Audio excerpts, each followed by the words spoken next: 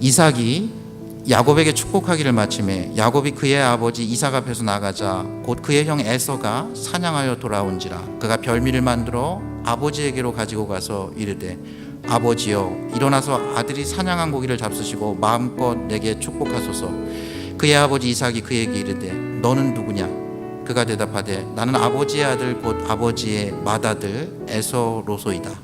이삭이 심히 크게 떨며 이르되 그러면 사냥한 고기를 내게 가져온 자가 누구냐? 내가 오기 전에 내가 다 먹고 그를 위하여 축복하였은즉 그가 반드시 복을 받을 것이니라. 에서가 그의 아버지의 말을 듣고 소리내어 울며 아버지에게 이르되 내 아버지여 내게 축복하소서. 내게도 그리하소서. 이삭이 이르되 네 아우가 와서 속여 내 복을 빼앗았도다. 에서가 이르되 그의 이름을 야곱이라 함이 합당하지 아니하니까 그가 나를 속임이 이것이 두 번째니이다. 전에는 나의 장자의 명분을 빼앗고 이제는 내 복을 빼앗았나이다. 또 이르되 아버지께서 나를 위하여 빌 복을 남기지 아니하셨나이까. 이삭이 에서에게 대답하여 이르되 내가 그를 너의 주로 세우고 그의 모든 형제를 내가 그에게 종으로 주었으며 곡식과 포도주를 그에게 주었으니 내 아들아 내가 네게 무엇을 할 수 있으랴. 에서가 아버지에게 이르되 내 아버지여 아버지가 빌 복이 이 하나뿐이리이까 내 아버지여 내게 축복하소서. 내게도 그리하소서 하고 소리를 높여 우니. 마지막 절 한번 더 읽어볼까요? 에서가 아버지에게 이르되 내 아버지여 아버지가 빌 복이 하나뿐이리이까 내 아버지여 내게 축복하소서. 내게도 그리하소서 하고 소리를 높여 우니. 이삭이 처음으로 울고 있습니다. 아버지가 자신이 아닌 자신의 동생 야곱을 축복했기 때문에 울고 있어요. 오늘 이 말씀 언어에 보면요 대성통곡한다는 겁니다. 흐느껴 울고 있어요. 소리를 높여 울고 있습니다. 아버지에게 이렇게 얘기하고 나도 축복해달라. 나에게도 그렇게 해달라. 근데 여러분들 이 에서는요 이렇게 아쉬운 게 없는 사람이에요. 여러분들 여기 나오는 사람이 에서가요 야곱의 쌍둥이 형이죠. 아버지는 이삭입니다. 어머니는 리브가예요. 이삭이 굉장한 거부였어요, 여러분들. 근데 이삭에게 자녀가 없었습니다. 이삭은 40세에 결혼을 해요. 근데 아브라함이요, 여기서 이 가나안 땅에서 아내를 구하지 말고 저기 멀리 원래 고향, 그 당시 굉장히 발달된 도시였습니다. 그 세계 4대 문명의 발상지죠. 메소포타미아 문명이라는 티그리스 유프라테스강의 갈대아 우르라는 지역의 하란이라는 땅에 가서 이렇게 아내를 구해오라고 합니다. 엘리에셀이 가가지고요 거기서 리브가를 만나죠. 엘리에셀이 이렇게 기도를 해요. 내가 거기 가가지고 우물가에 가가지고 물을 달라 그랬을 때 나한테 물을 줄 뿐만 아니라 내가 가져간 모든 낙타를, 그 당시 낙타는 물을 엄청나게 많이 먹거든요. 그 낙타까지 물을 먹이는 사람이 신부감 후보자라고 생각하겠다 했는데 그게 리브가였어요. 리브가는 굉장히 적극적인 성격이었죠. 리브가가 이렇게 그 500마일 거리거든요. 이 800km를 갔다가 와서 이삭하고 결혼을 합니다. 근데 이삭이 리브가가 처음에 올 때 들에서 이렇게 묵상을 했어요. 들에서 묵상했다는 건요 하나님을 생각했다는 겁니다. 하나님의 말씀을 묵상했다는 거예요. 하나님께 기도했다는 겁니다. 나다나엘의 무화과 나무 아래와 같던 곳에서 들에서 묵상하다가 리브가를 보고 리브가를 맞이합니다. 이삭은요 여기 오늘 나오는 이 에서와 야곱의 어머니였던 리브가를 맞이할 때요 이삭은요 그는 기도했어요. 자신에게 맞는 아름다운 여성, 매력적인 여성, 능력 있는 여성을 찾아다닌 게 아니고요 아버지가 이렇게 구하러 간 걸 믿고 이렇게 하나님 말씀을 묵상하던 중에 리브가를 만납니다. 근데 이 가정에 자녀가 없었어요. 이삭이 40세에 결혼했는데요 20년 동안 자녀가 없었습니다. 이삭이요 리브가를 위해서 기도를 해요. 그 성경 말씀에 이게 나와 있거든요. 이삭이 리브가를 위해서 기도하면 그때 아이를 가져요. 근데 이 아이가 태중에서 싸우는 거예요. 태중에서 어머니 배가 견디지 못할 정도로 싸웠다고 얘기했어요. 그때 어머니가 기도를 합니다. 근데 하나님께서 놀라운, 왜 이들이 싸우냐 그랬더니 이들이 다투고 있는 거다. 이들이 큰 민족을 이루는데 큰 자가 작은 자를 섬기게 된다라는 그런 음성을 주세요. 이게 무슨 얘기냐면요. 첫째가 둘째를 섬긴다는 얘기를 해요. 아니나 다를까 첫째는요, 아주 이렇게 붉은 털을 두고 이렇게 붉은 털이 많게 이렇게 태어났어요. 그래가지고 이름을 에서라고 지었습니다. 에서는요, 털 복숭이라는 뜻이에요. 헤어리라는 뜻이에요. 털이 많다는 뜻입니다. 둘째는요, 아니나 다를까 형의 발 뒤꿈치를 이렇게 잡고 태어났어요. 이걸 야코브라 그러는데, 이 야코브가 발 뒤꿈치라는 뜻이에요. 그래서 그걸 비유적으로 이스라엘은요, 누구의 발 뒤꿈치를 잡다 그러면 한국말로 누구의 뒤통수를 친다는 얘기예요. 누구를 속인다는 얘기입니다. 누구와 경쟁하다가 안 되면 뒤돌아섰을 때 뒤통수를 친다는 얘기입니다. 그렇게 태어났어요. 근데 진짜 에서는 에서와 같은 거예요. 오늘 말씀 전에 창세기 25장에 에서에 대해서 어떻게 얘기하면요, 이 아들이 장성함에 에서는 익숙한 사냥꾼이었으므로 들 사람이 되고 야곱은 조용한 사람이었으므로 장막에 거주하니 이삭은 에서가 사냥한 고기를 좋아하므로 그를 사랑하고 리브가는 야곱을 사랑하였더라. 저희들이 이렇게 성경을 이렇게 읽다 보면 익숙한 사냥꾼, 이게 뭘까? 그가 좀 이렇게 정적인 사람이 아니라 동적이고 운동을 잘했다는 얘기고, 야곱은 조용한 사람인가, 이런 뜻 이상의 의미가 있습니다. 여기서 익숙한 사냥꾼은요, 영어에서는 skillful hunter라고 번역되어 있는데 원래 뜻은 이런 겁니다. 그가 열심히 연단하고 체험을 해가지고요, 부단한 노력과 훈련으로 그 분야에 있어서 일가견을 이뤘다는 뜻이에요. 전문가가 됐다는 얘기입니다. 에서가 굉장히 노력을 한 거예요. 그래서 전문가가 된 거예요. 요즘으로 따지면 이렇게 열심히 연습해가지고 프리메드 하고요, 메디컬 스쿨 가가지고 훌륭한 학교에 가서 훌륭한 의사가 된 거예요. 레지던트 잘 하고요, 잘 수련을 받아가지고 훌륭한 의사가 됐다는 거예요. 만약에 변호사라 그러면요, 훌륭한 대학에 가서 로스쿨 나와서 바시험을 봐가지고 그 분야에서 열심히 노력해서 그래서 인정받는 사람이 됐다는 거예요. 그거에 비해서 야곱은요, 조용한 사람이었다는 얘기는요, 그가 성격이 부드럽고 사랑이 많고 평온한 사람이라는 거예요. 어찌 보면 에서는 능력자입니다. 능력자 에서예요. 야곱은 인격자예요.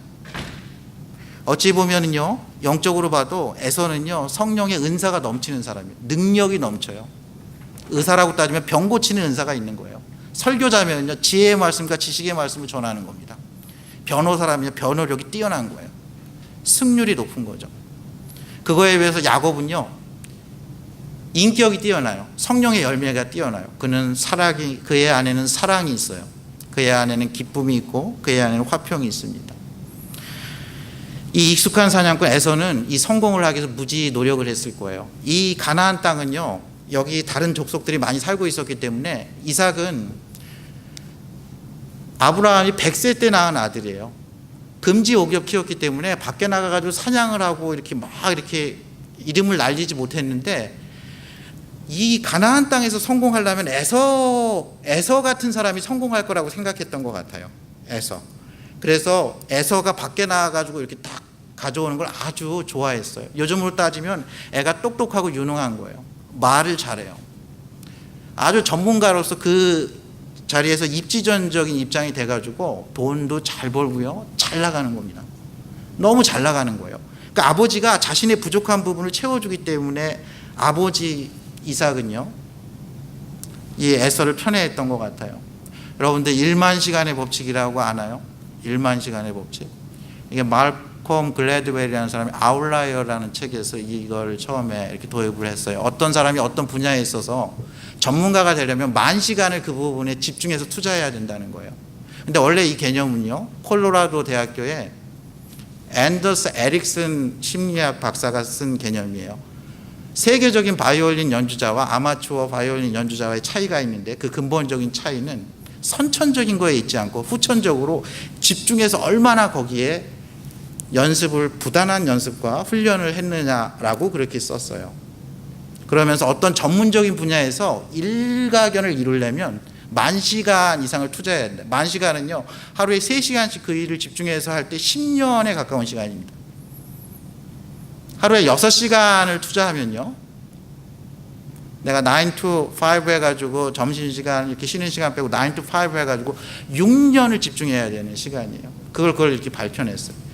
우리가 보기에는 에서는요, 잘 나가는 능력자고요, 후천적으로 그 당시에 필요한 기술, 이 가나안 땅에서 이 이삭과 리브가의 집안을 높일, 그걸 위해서 되게 노력을 했던 사람이에요. 근데 에서는 아쉬운 게 하나 있었어요.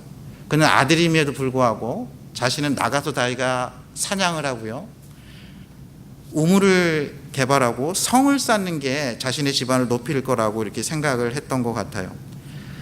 에서는 자신이 이 집안에서 첫째로 태어났다는 거에 대해서 크게 생각하지 않았어요. 하루는요, 야곱이 여전히 집에서 죽을 쓰고 있는데 에서가 들에 들어와서 몹시 피곤했어요. 에서가 너무 배가 고팠던 것 같아요. 근데 야곱은요, 굉장히 센스가 있고 요령이 좋고 사람의 마음을 잘 읽습니다. 에서가 탁월한 부분에 비해서 그가 맏아들로 태어났다는 것, 그것이 어떤 의미라는 것, 그 장자의 특권이 뭐고 장자의 책임이 무엇인지에 대해서 가볍게 얘기했던 것 같아요. 야곱이 배고파하는 형 에서가 팥죽을 달라고 그러니까 형의 명분을 나에게 팔라, 형의 권리를, 형의 책임을 나에게 팔라, 그러면은 내가 주겠다고 합니다. 근데 에서가 이렇게 얘기해요. 창세기 25장에 보면 내가 죽게 되었으니 이 장자의 명분이 내게 무엇이 유익하리요? 내가 죽게 되었으니 이 장자의 명분이 내게 무엇이 유익하리요? 이 하나님의 자녀가 되었다는 건요, 그리스도의 제자로 산다는 것, 하나님께서 선택하신 선민이 됐다는 것은요, 굉장한 특권입니다. 동시에 큰 책임이 있어요. 어떤 때는 그게 큰 특권으로 다가오죠. 저희가 아마 새하늘과 새 땅에서는 그 특권을 가감없이 누리게 될 것입니다. 때로는 그 책임이 너무 무겁게 느껴져요. 저희가 이 광야와 같은, 이 고해와 같은 인생의 항해를 가는 동안 이것은 큰 부담으로 느껴질 수 있습니다. 현재의 고난은 장차 나타날 그 큰 영광과 좋게 비교할 수 없다는 말씀을 알지만 현재의 고난은 여전히 저에게 큰 고난과 부담인 것입니다. 에서는요, 내가 죽는 마당에 이 장자의 명분이, 내가 첫 아들로 태어났다는 게 이게 뭐 대수냐 이렇게 생각했어요. 야곱이요, 이것을 놓치지 않습니다. 내게 맹세하라. 에서가 맹세했어요. 장자의 명분을 팔았어요. 근데 야곱이 떡과 팥죽을 에서에게 줬을 때 이렇게 돼 있습니다. 에서가 먹으며 마시고 일어나 갔으니 에서가 장자의 명분을 가볍게 여김이었더라. 배가 고프면요, 이런 일이 있을 수 있는데 에서가 너무 양심의 가책이 없어요. 에서는 그냥 먹었고요, 마셨고요, 일어나 갔어요. 에서가 장자의 명분을 가볍게 여겼어요. 하나님은요, 자신을 가볍게 여기는 자를 가볍게 여기는 하나님의 법칙이 있습니다. 에서를 하나님은 가벼이 여기기 시작했어요. 오늘 말씀 보면요, 이삭이 야곱에게 축복하기를 마치며 야곱이 그의 아버지 이삭 앞에서 나가자 곧 그 형 에서가 사냥하여 돌아온지라, 이렇게 돼 있어요. 그러니까 이게 뭐냐면 하나님이 하나님이 에서를 감안하지 않는 거예요. 가볍게 생각하는 거예요. 에서를 조금만 감안한다면요, 이게 이렇게 화면 넘어가듯이 이삭이 야곱을 축복을 했어요. 속아서 이렇게 축복을 하죠. 여러분들 이거 아시죠? 이삭이 이제 죽게 됐어요. 나이가 너무 많이 드니까 마음이 너무 조급해진 거예요. 마음이 너무 조급해지니까 이삭이 이때 나이가 135세였습니다. 눈이 어두워졌어요. 그래가지고 에서를 좋아하니까 에서를 불러가지고 사냥감을 갖고 와서 요리를 해주면 내가 먹고 마음껏 너를 축복하리라 그래요. 근데 리브가가 그것을 듣죠. 그래서 이제 야곱, 너가 가서 그냥 염소 새끼 좋은 거 골라와라. 내가 요리를 해주면 아버지에게 들어가라. 그러니까 아버지가 형 에서가 모른 줄 알면 내가 축복은커녕 저주를 받을 텐데 어떻게 하냐. 엄마가요, 내가 다 책임질 테니까 너는 내가 시키는 대로만 해라. 그래서 형은 털이 많지 않습니까? 그러니까 염소 털로 갖고 목하고 손을 다 이렇게 해줘요. 끝까지 이 눈이 어두워서 분별력이 떨어진 아버지 이삭이 계속 확인합니다. 아, 너가 목소리는 야곱인데 이 피부 가죽은 에서구나 하는데 너가 정말 애서냐 그랬는데 정말 애서다 그래가지고 놀라운 축복을 받죠. 이런 축복을 받아요. 하나님은 하늘의 이슬과 땅의 기름짐이며 풍성한 곡식과 포도들을 내게 주시기를 원하노라. 경제적인 축복을 받아요. 만민이 너를 섬기고 열국이 내게 굴복하리니. 놀라운 지위와 권세를 누립니다. 내가 형제들의 주가 되고 내 어머니의 아들들이 내게 굴복하며. 이렇게 축복을 받아요. 너를 저주하는 자는 저주를 받고 너를 축복하는 자는 복을 받기를 원하노라. 너를 해하는 자는 반드시 저주를 받는다는 거예요. 축복의 근원이 된다는 거예요. 너를 대적하는 자 저주를 받게 된다. 이런 축복을 받고 하나님이 전혀 고려를 안 해요. 간신히 축복을 받고 야곱이 이렇게 빠져나가자마자 그의 형 에서가 이제 사냥을 해가지고요 별미를 만들어서 온 거예요. 그때 아버지가 넌 또 누구냐 이런 거죠. 여러분들 여기서 가만히 보면요, 아버지 이삭 자기 아내 리브가와 둘째 아들 야곱을 속이고 있어요. 그 당시에 이렇게 누군가를 축복하는 건요, 당시에 문서가 없었기 때문에 이건 큰 계약서를 쓰는 거예요. 내가 내 장자권을 이 사람에게 쓰는 유언장 같은 겁니다. 그걸 말로 할 뿐이에요. 지금으로 따지면 양쪽에 이렇게 서명 날인할 텐데 이걸로 하는 거예요. 그럼 그날은 큰 잔치를 벌이고요, 그 아버지와 아들이 그 축제 분위기 속에서 해야 되는데 그들은 숨기면서 비밀리에 이거를 아버지가 맏아들에게, 왜냐하면 태어날 때 큰 자가 작은 자를 섬기는 하나님의 뜻을 알았거든요. 아버지 이삭은요 어머니를 속이고 있고 작은 아들을 속이고 있어요. 하나님의 뜻이 무엇인지 알지만 그는 자기 생각에, 하나님은 그렇게 생각할지 모르겠지만 나는 에서가 우리 가족의 리더가 돼야지만 이 가나안 땅에서 그 전문성과 용맹성으로 이 가족을 높일 거라고 생각을 한 거예요. 그에게 신앙이 없음을 알았지만 너무 잘 나가는 아들, 나가서 너무 이렇게 스펙도 좋고요, 너무 잘하기 때문에 아버지가 너가 이 장자의 명분을 업신여기면 안 된다. 너에게 믿음이 있어야 된다.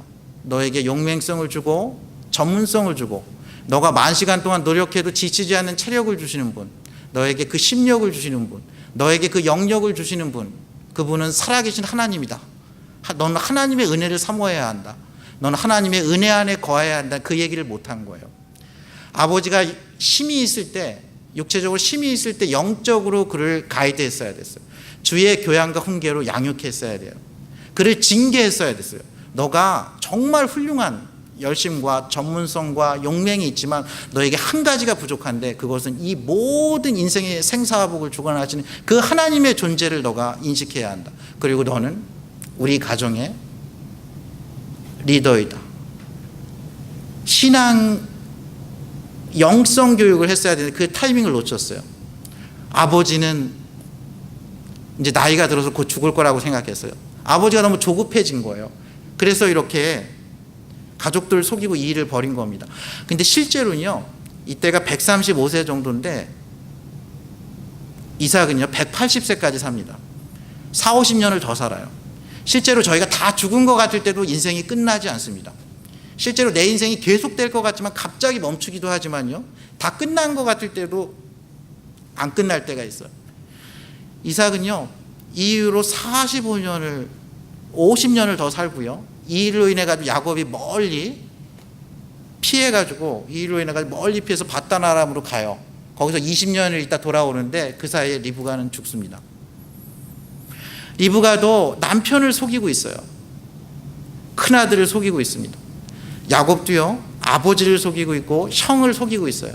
어찌 보면 여기서 가장 정직한 것 같은 친구는요, 아이러니하게도 믿음이 없는 에서가 가장 정직해요. 그나마 믿음이 있는 이삭과 리브가, 이삭은요 처음에 기도해서 아내를 얻었어요. 기도해서 아들을 얻었어요. 그렇지만 그들이 자라나갈 때요, 큰아들은 너무 잘 나갔고 사회에서 잘 나갔기 때문에 지금으로 따지면 공부도 잘한 거예요. 좋은 대학 간 겁니다. 좋은 직업을 얻은 거예요.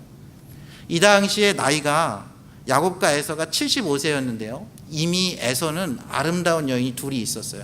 그가 비록 헷 족속이었어요. 헷 족속은 가나안 족속, 이방 족속이어서 하나님 알지도 못하고 우생숭배하는 족속이지만 굉장히 아름답고 매력적인 여성들이었다고 신학자들은 기록하고 있어요.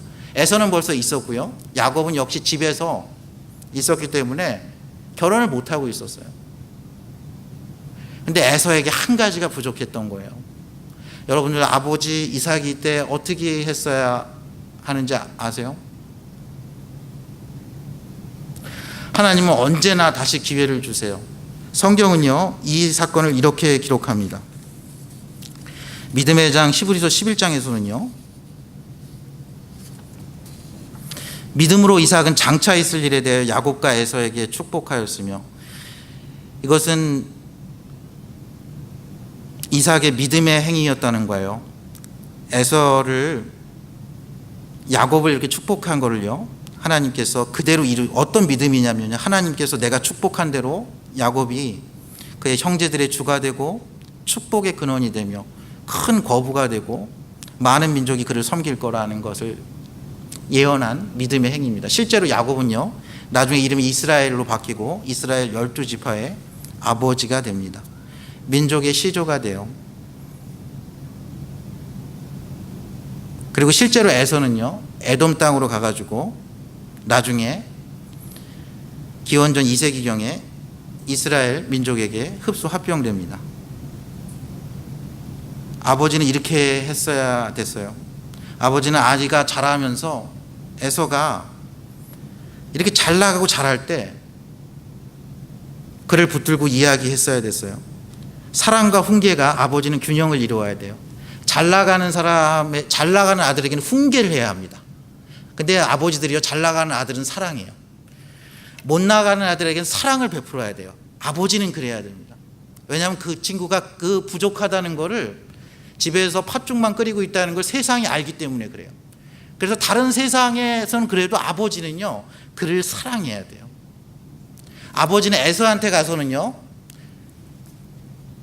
내가 너를 축복하노라. 이 모든 축복은 너의 강건함은, 너의 민첩함은, 너의 전문성은 하나님께서 주신 거다. 그래서 하나님이 모든 은혜와 자원의 근원임을 알려주셔야 됐어요. 아버지는 야곱에게 가서요, 내가 너를 사랑한다고 이야기했어야 돼요. 주께서는요, 히브리서 12장에서 이렇게 얘기합니다. 주께서 그 사랑하시는 자를 징계하시고 그가 받아들이시는 아들마다 채찍질을 하심이라 하였으니, 에서가 잘 나갈 때, 장자의 명분을 업신여길 때, 그 자라날 때 아버지는 그때 당근이 아닌 채찍을 들고 이 아이를 내가 죽이리라 했으면 하나님께서 살리셨을 거예요.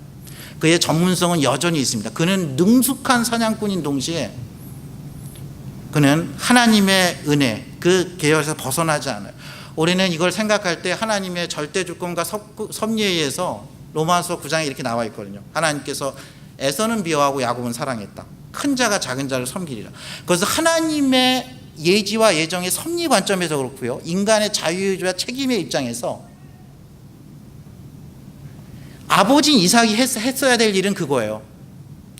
에서가 비록 잘 나가고 세상에서 남부러울 거 없지만 그가 점점 신앙 없이도 살아가는 걸 보고요, 그에게 회개할 기회를 줬어야 됐어요.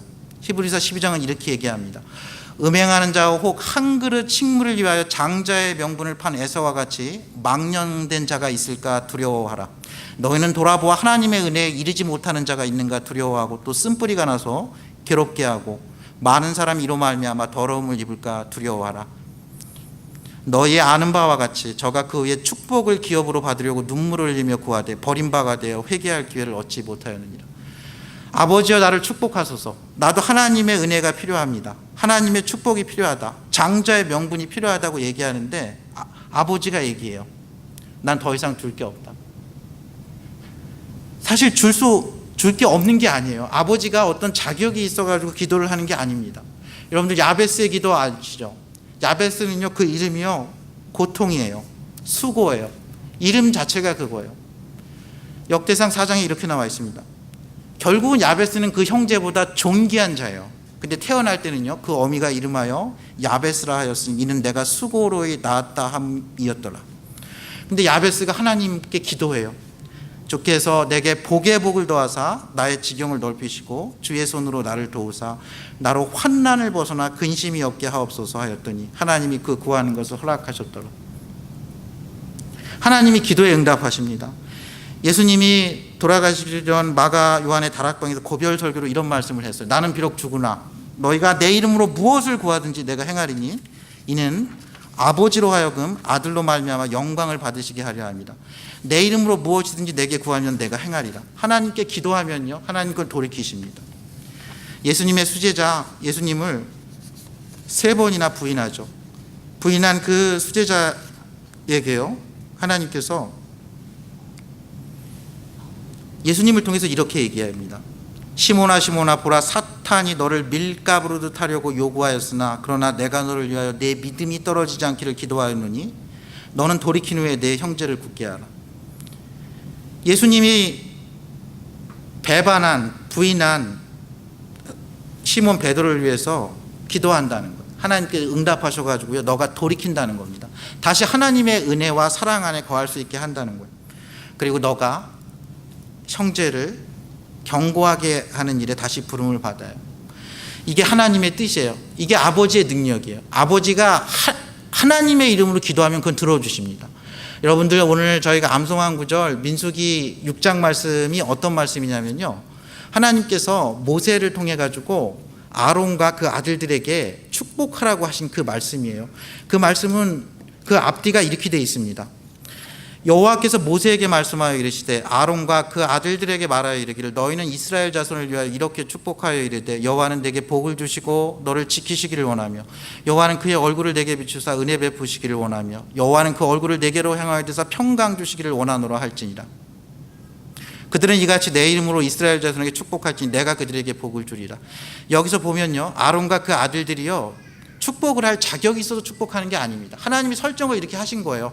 너희가 그냥 아버지 된 자들이 자녀를 위해서 기도하면 내가 내 이름으로 기도하기 때문에 내가 축복한다고 약속하신 거예요. 아론은요, 모세가 시내산에서 십계명을 받을 때 모세가 바로 내려오지 못하니까 마음이 너무 조급해져 가지고 황금 송아지를 놓고 우상 숭배했던 그거를 인도했던 아론이에요. 아론의 2 아들은요, 나답과 아비후는 레위기 10장에 그들은 제사를 드리는 직분이었는데 하나님께서 지정한 그런 숯불이 아닌 다른 불로 제사를 지내다가 그 자리에서 즉사해요. 하나님은 하나님께 예배 드리는 것도 하나님께서 주시는 그런 방법으로 신령과 진정으로 예배하기를 원하시거든요. 여기서 아론과 그의 아들들이 축복을 할 자격이 있어서 축복하는 게 아니에요. 이 세상에 어떤 아버지도 완벽하지 않아요. 어떤 아버지도 자녀 앞에서 떳떳하지 않고 하나님 앞에 떳떳하, 다만 하나님께서 너가 자녀들을 위해서 기도할 때 하나님 그렇게 약속한 거예요. 그들은 이같이 내 이름으로 이스라엘 자손에게 축복할지니 내가 그들에게 복을 주리라. 하나님이 자신의 이름을 위해서 기도를 들어주신다는 거예요. 하나님이 그 아들 예수 그리스도의 이름 때문에 그 기도를 들어주신다는 거예요. 여러분들, 예수 그리스도의 이름에 의지해서 여러분의 자녀의 이름을 주고 하나님께서 이 아이에게 복을 주시고 이를 지켜주시고 기도했다면 하나님께서 돌이키십니다. 이삭이요, 리브가가요, 에서를 위해서 그렇게 하나님의 이름으로 기도했다면 하나님 돌이키세요. 야곱을 위해서 기도했다면 돌이키시는 거예요. 에서에게는 에서야 내가 너를 잘 안다, 내가 너를 축복한다, 이렇게 얘기했어야 돼요. 야곱에게는요, 아직 결혼도 못하고 밖에서 이렇게 인정 못하고 이렇게 집안에만 있을 때 얘기해야 돼요. 야곱아, 내가 너를 사랑한다, 축복한다, 내가 너를 잘 안다, 너의 한계를 안다, 너의 아픔을 안다, 눈물을 안다. 그렇지만 그게 아버지가 할 일이에요. 아버지가 아는 것 다른 사람들도 다 알아요. 아버지는 뭔가 달라야 돼요. 아버지는 자신의 마음에 쏙 들고 자신이 못했던 것을 이루는 그 에서를 책망할 수 있는 책임이 있어요. 특권이 있습니다. 아버지는요, 야곱처럼 밖에 못 나가고 나서지 못하는 그 아픔을 알고 함께 울어주며 축복할, 그게 아버지만 할 수 있는 거예요. 그럼 아버지가 무슨 능력이 있고 사랑이 많아서 그런 게 아니고요, 아버지가 그 예수님의 이름 때문에, 그 아버지의 이름 때문에 축복해 주시는 겁니다. 대나무 이야기를 하고 오늘 말씀을 맺습니다. 중국 서쪽에 산둥성에 가면요, 모소 대나무라는 게 있습니다. 이 모소 대나무는요, 아주 특이해요. 가면요, 처음에 이렇게 씨를 뿌리고 계속 물을 주고 이렇게 자양분을 주고 거름을 주고 막 이렇게 해도요, 자라질 않아요. 처음에 이렇게 볼록해가지고 요만큼 이렇게 순이 돋는데요. 4년 동안 꿈쩍도 안 해요. 계속 물을 줍니다. 계속 물을 줘요. 근데 이 대나무가 놀라운 거 5년째 되는 어느 날에요. 하루에 30cm씩 자라가지고 6주 내내 자랍니다. 그래가지고 울창한 대나무 숲을 이뤄요. 그 모소 소나무가 그래요. 근데 우리의 자녀들 쓸만한 사람으로 쓸만한 대나무를 그렇게 양육하는데도 그게 그 4년 동안 정말 꿈쩍도 안 하고, 이 농부 모르는 사람이 보면 이게 농사가, 이 대나무 농사가 되는 거야 마는 거야, 이게 지금 이런 그 시간을 지나고 어느 순간이 되면요, 그 깊이 내린, 그 넓게 내린 그 뿌리가요 자양분을 흡수하고 있다가 하루에 30cm씩 계속 자랍니다. 여러분들 자식 농사는요, 그 모소 소나무보다 더 지난한 오랜 시간이 걸립니다. 그리고 무엇이 잘 될 수 알지 못해요. 이 집안에서만 있던 이 사기꾼 야곱을 들어서 하나님은 이스라엘의 12지파의 아버지로 삼으신 하나님이에요. 여러분들이 인생에서 에서와 같은 자녀를 만나건 야곱과 같은 자녀를 만나건 여러분들은 그들 위해서 기도할 수 있어야 돼요. 사랑한다 아들아, 내가 너를 잘 아노라라고 여러분들은 야곱과 같은 아들에게 이야기할 수 있어야 됩니다. 사랑한다 내 딸아, 내게 하나님의 축복을 더한다고 그들을 위해서 기도할 수 있어야 돼요. 여러분들은 우리가 자격이 없지만 여호와는 내게 복을 주시고 너를 지키시기를 원하며 여호와는 내게 은혜 주시고 평강 주시기를 원한다, 믿음으로 기도할 수 있어야 합니다. 저와 여러분의 기도가 오고 오는 우리 자녀 세대, 다음 세대에 큰 열매 맺기를 주님의 이름으로 축원합니다. 함께 기도하시겠습니다.